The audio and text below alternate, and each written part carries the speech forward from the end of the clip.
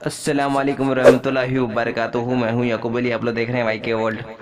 नाज़रीन, आज की इस वीडियो में हम बात करने वाले हैं दुआए खत्मुल कुरान शरीफ। कुरान शरीफ मुकम्मल होने की दुआ हिंदी भाषा में सीखें। वीडियो बहुत प्यारी होने वाली है, वीडियो को अभी से लाइक कर लीजिए।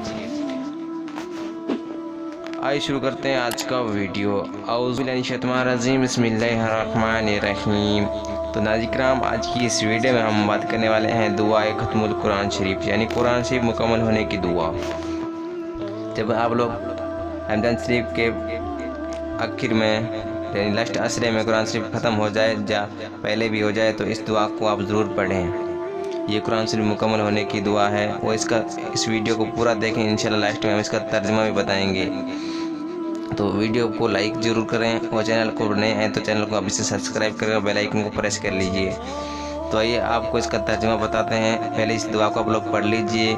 अगर आपको याद नहीं है तो स्क्रीनशॉट लेकर भी पढ़ सकते हैं, अगर हो सके तो इसको याद भी कर लीजिए।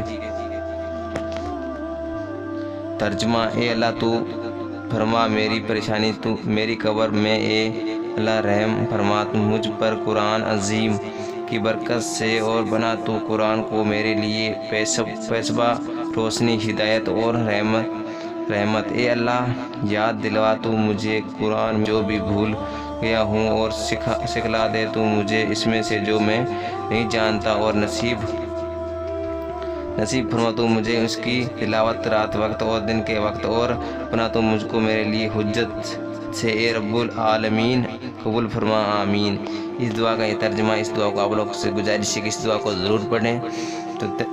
तो वीडियो अच्छी लगे तो वीडियो को लाइक करें।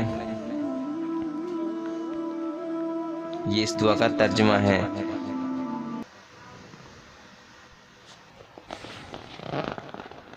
मेरे दीनी भाई और बहनों, आज की वीडियो इतना ही। ये मेरे अल्लाह इस वीडियो को बनाने में जो भी गलतियाँ हो तो उसे अपने फजल करम से माफ़ फरमा, आमीन। दुआओं की गुजारिश। अस्सलाम वालेकुम रहमतुल्लाहि व बरकातुहू। मिलते हैं इंशाअल्लाह नई वीडियो साथ, तब तक के लिए अल्लाह।